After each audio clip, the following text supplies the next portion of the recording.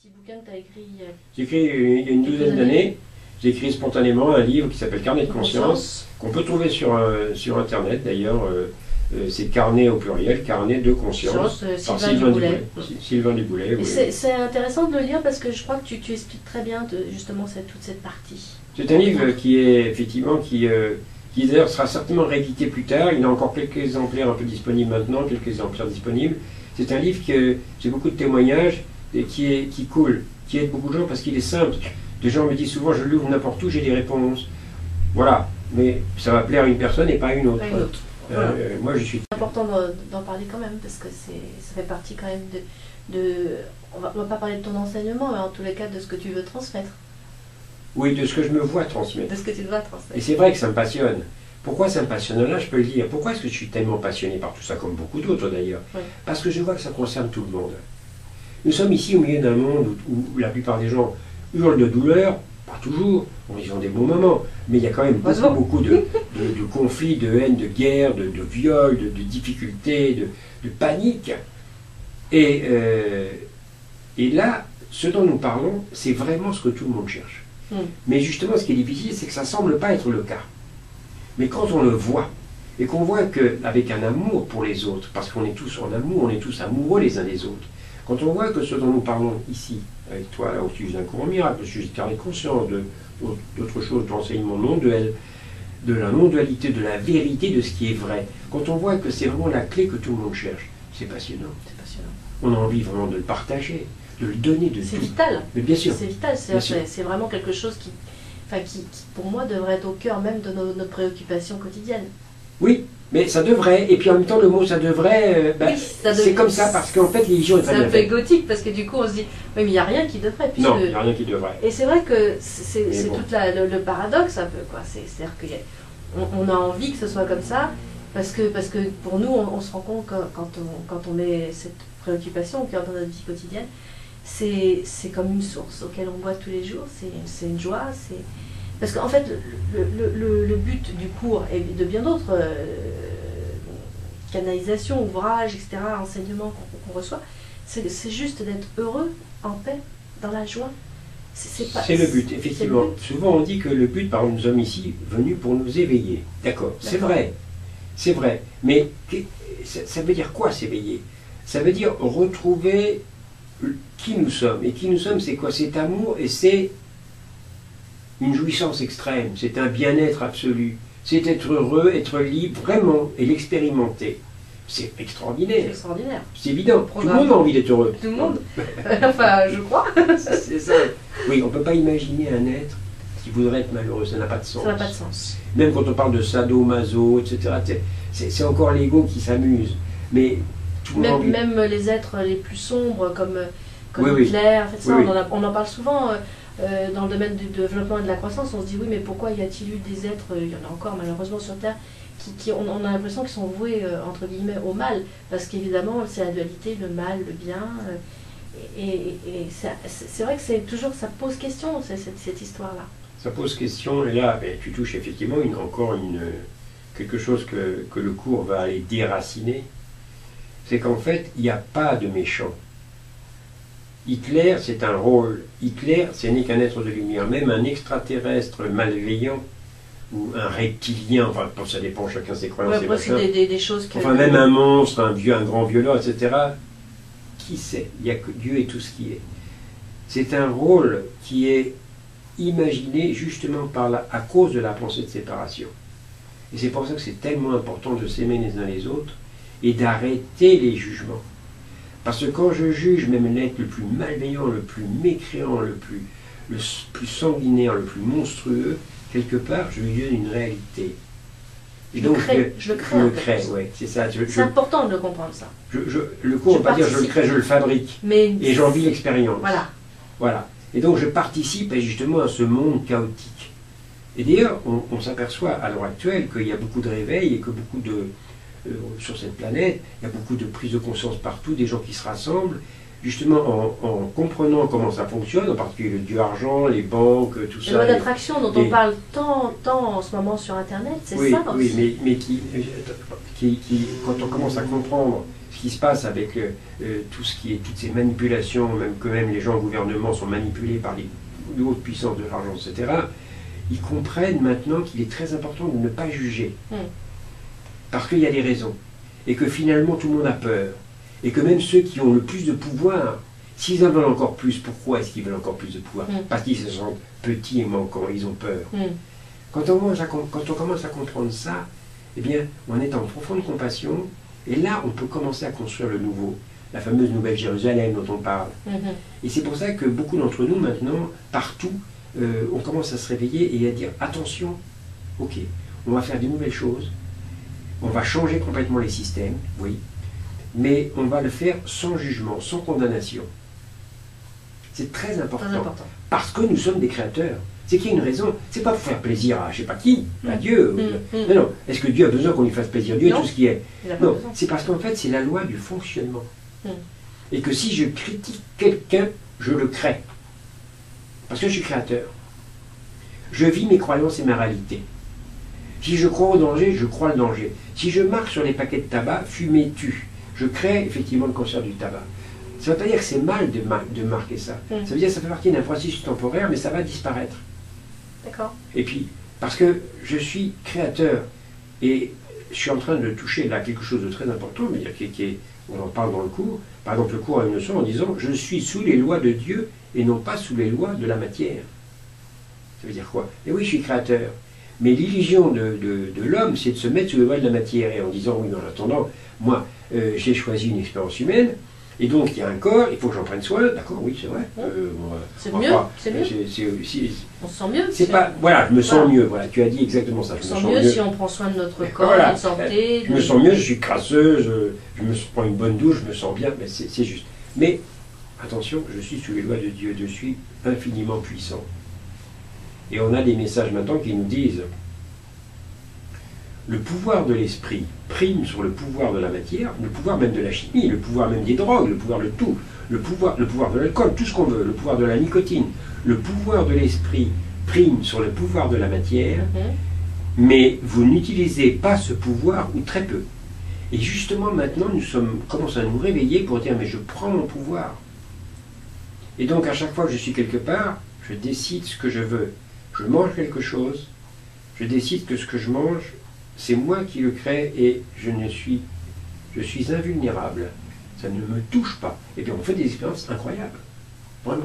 Et on a des témoignages tous les jours des uns et des autres qui ont des expériences, c'est incroyable, j'ai changé, avant telle chose me pouvait me faire du mal, maintenant ça m'est égal. Et puis je m'aperçois que je suis guidé bien à faire ceci ou cela.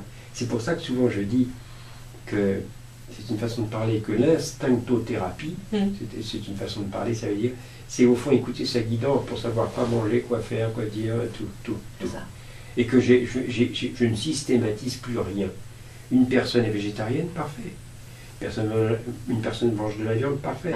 Elle arrête de manger comme maintenant ceux qui vivent de lumière. Parce que ce qui est important, c'est l'amour. Alors on dit oui, mais elle mange de la viande, mais les animaux ont été maltraités, etc. Il y a un jugement. Je sais tout ça. Mais comment moi je vois? Est-ce que je vais juger la personne qui maltraite les animaux dans les abattoirs? Non. Je vois que c'est quelqu'un qui a peur, qui essaie d'avoir son job, de faire ce qu'il peut, qui est aveugle, qui a oublié, et je ne juge pas. Ne pas juger ne veut pas dire cautionner. Voilà encore une notion fondamentale. Ne pas juger ne veut pas dire cautionner. Ne pas juger veut dire ne pas juger. Comme un enfant. L'enfant, il ne cautionne rien. On observe, c'est tout. On observe. C'est tout. On accueille. Et c'est par cet accueil amoureux, c'est-à-dire genre, namasté, tu as oublié, d'accord, tu rêves, d'accord, tu as envie d'être violent, tu as envie de te venger peut-être parce que tu as peur, ok, c'est possible. Mais je ne juge pas, il y a des raisons, mais je sais qui tu es. Je sais que tu es puisque Dieu est tout ce qui est, tu es vraiment lumière. C'est ce que disait Jésus en disant, vous êtes la lumière du monde. Mais ce n'est pas vous, quelques disciples, et par les autres. C'est les 7 milliards que nous sommes. C'est pas évident, hein. C'est pas évident ce dont nous parlons ici. Non, c'est très dur, bien sûr. C'est pas évident, ça prend du temps. C'est pour ça que... On va prendre notre temps aussi pour en parler, on fera sûrement d'autres sessions.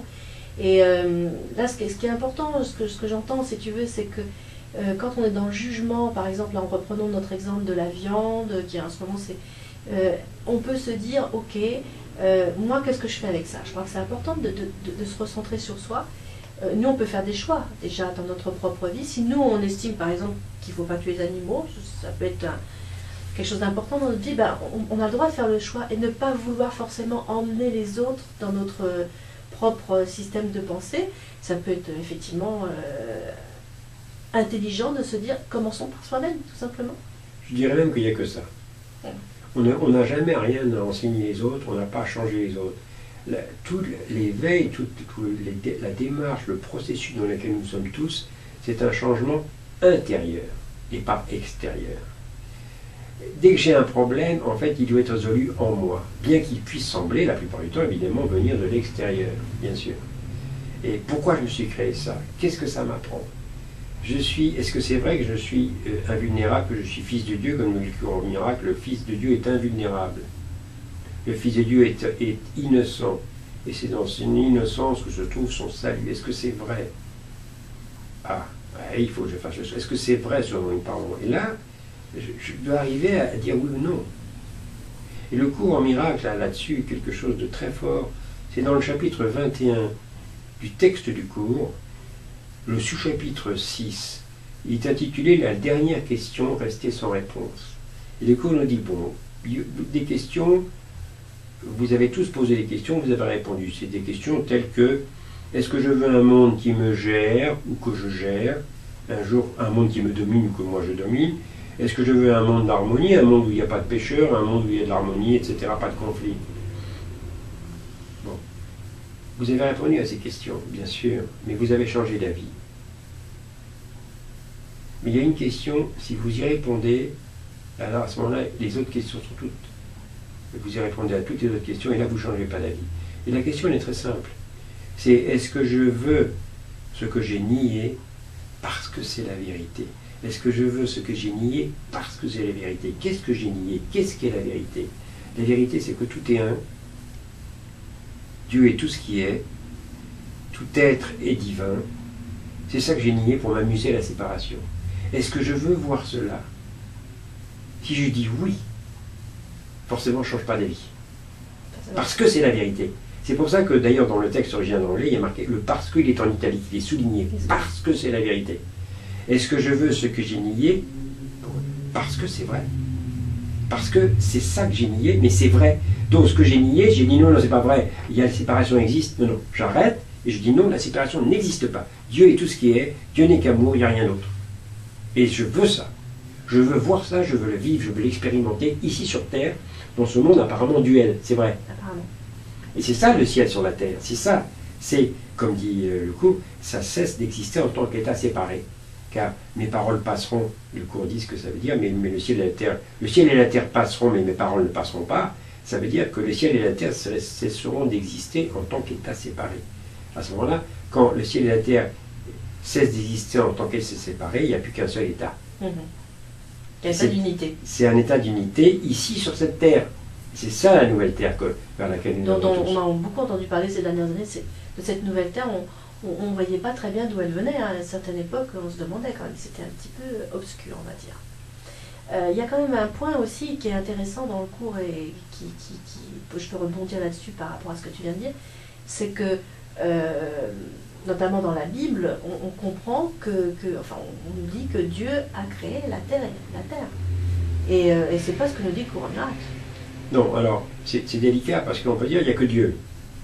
Donc tout ça, ça va dépendre. Je vois aussi d'autres canonisations de Jésus où il parle de la création, que l'univers est la création de Dieu. Et dans le cours, il dit non, c'est pas la création de Dieu. Donc il semble y avoir un paradoxe. Là, ce genre de choses-là, c'est vrai que souvent c'est peu abordé, c'est très difficile pour la plupart des gens, et en général, beaucoup d'enseignants même ne savent pas répondre à ça. C'est pas qu'il faut savoir. Mais je vais dire que tout dépend du point où on se place. Parce qu'en fait, on est tout le temps sur deux points différents. En réalité, en vérité, il n'y a aucun problème, puisque tout est un. Il n'y a que le ciel, c'est tout. Le reste, c'est une illusion, c'est imaginaire. Alors pourquoi s'en occupe? Pourquoi on est là à parler tous les deux? Ben, on ne sait pas. Ça fait partie du rêve, c'est vrai. Le cours, c'est un rêve aussi, c'est une illusion. Tout est une illusion ici. Et pourtant, on s'en occupe. Eh bien, c'est un jeu divin. C'est comme si la conscience elle-même s'amuse à créer ce monde illusoire pour se réveiller. Mais en fait, il n'y a pas à se réveiller puisque c'est imaginé. Et donc, Tout dépend du point de vue. Et on voit très bien dans l'introduction du cours, justement, c'est déjà là en filigrane, parce que dans cette introduction très courte qui fait une douzaine de lignes, il nous est dit l'opposé de l'amour est la peur. Mais la phrase suivante dit mais ce qui comprend tout n'a pas d'opposé. Mais qu'est-ce qui comprend tout? C'est ce qui est, c'est Dieu, c'est la vie. Mais qu'est-ce qui est Dieu? C'est l'amour. Alors on peut dire, mais ça ne va pas ça. L'opposé de l'amour est la peur, mais ce qui comprend tout n'a pas d'opposé. Ça veut dire, apparemment, dans un monde illusoire, le monde dont on s'occupe ici, dans ce rêve, l'opposé de l'amour est la peur. Oui. Effectivement, il y a la peur, c'est la peur ou l'amour. Mon livre Carnet de conscience parle que de ça. On choisit entre l'amour et la peur. Mais en réalité, quand il y a réveil, on s'aperçoit qu'il n'y avait pas de choix. Pourquoi? Parce que la peur n'existe pas. La séparation ne s'est pas produite. Donc le rêve lui-même n'existe pas. Donc le manque n'existe pas. La douleur, la souffrance n'existe pas. C'est incroyable de dire ça. Et pourtant c'est vrai. Mais c'est imaginé, donc ça semble réel. Attention, c'est pas nié. Et c'est pour ça qu'on s'en occupe. Mais qui s'en occupe? Et on s'aperçoit que c'est l'esprit. C'est l'esprit. Et qu'on croyait que nous, petits personnages, qu'on faisait des choses, mais on ne fait rien du tout. C'est pour ça cette phrase, que ne pourrais-tu accepter si seulement tu savais, c'est du cours à la leçon 135 du cours, que ne pourrais-tu accepter si seulement tu savais que tout événement, passé, présent et à venir, est planifié avec amour et bienveillance par quelqu'un, avec un Q majuscule, par l'un, avec un U majuscule, dont le seul but est ton bien, que pourrais-tu accepter? Tout est planifié par l'esprit. Mais si tout est planifié par l'esprit, un esprit d'amour qui ne veut que le bien de tous, quel est mon problème? J'en ai pas. Mais je sens avoir des problèmes. C'est pour ça qu'on va dire encore une fois, et on va le répéter, ce cours est simple, mais il semble difficile. Mais en fait, comme on est dans l'instant, eh bien, ce qui nous est demandé, c'est simplement la bonne volonté. C'est pour ça que le cours parle de willingness en anglais, c'est la bonne volonté. Et le Saint-Esprit a besoin de notre oui. Donc tu parlais au départ, c'est-à-dire qu'on nous demande quand même, c'est un peu notre libre arbitre, on appelle ça un peu le libre arbitre, c'est déjà de dire oui. Qui demande de dire oui. Et dans le livre Carnet de au-delà d'un cours en miracle, Jésus nous a donné les chapitres, il avait dit à Phoebe, par Phoebe, Sylvain commencera par le chapitre 4. Pour le chapitre 4, ce chapitre sur la bonne volonté, comme par hasard. Par hasard. C'est comme ça, bon, c'est un peu symbolique, mais ça ne fait rien. C'est pour bien marquer que c'est fondamental. Et que quand on dit oui au plan divin, oui à Dieu, oui à la vie, oui à l'amour, oui à l'accueil de l'autre, oui à une nouvelle vision qu'on ne connaît pas, oui à l'inconnu, alors ça fait peur peut-être, pour laisser le nouveau venir, et bien c'est là que ça commence. C'est ce que disait Jésus il y a 2000 ans, on ne peut pas mettre le vin nouveau dans des vieilles outres. Il faut quitter l'ancien. C'est ce qui était si difficile, on a voulu remettre de l'ancien et du nouveau et mélanger tout, ça ne marche pas. Ça ne marche pas. Ça ne peut pas marcher, parce que, encore une fois, ce qui est vrai, ce qui est faux est faux. Et c'est pour ça que le cours en miracle nous dit que le monde réel et le monde imaginaire de l'ego, ce sont deux mondes totalement incompatibles. On voit soit l'un, soit l'autre. On ne peut pas voir les deux. Comme nous nous sommes amusés à imaginer la séparation, eh bien, on vient ici et on voit le monde de l'ego, on voit le monde de la séparation. On a fait exprès. Et c'est très important ça. Et on se met à rire. Ah ben bien sûr, j'ai fait exprès. Magnifique, c'est très très bien imaginé. On est bien dans l'illusion. On a vraiment l'impression d'être victime. C'est très bien fait. C'est très bien fait. On a vraiment l'impression d'être identifié au corps, oui bien sûr. Tout le monde a l'impression d'être au corps physique et puis d'être terrifié par la mort, ou la plupart. Ok, oui, on le sait ça.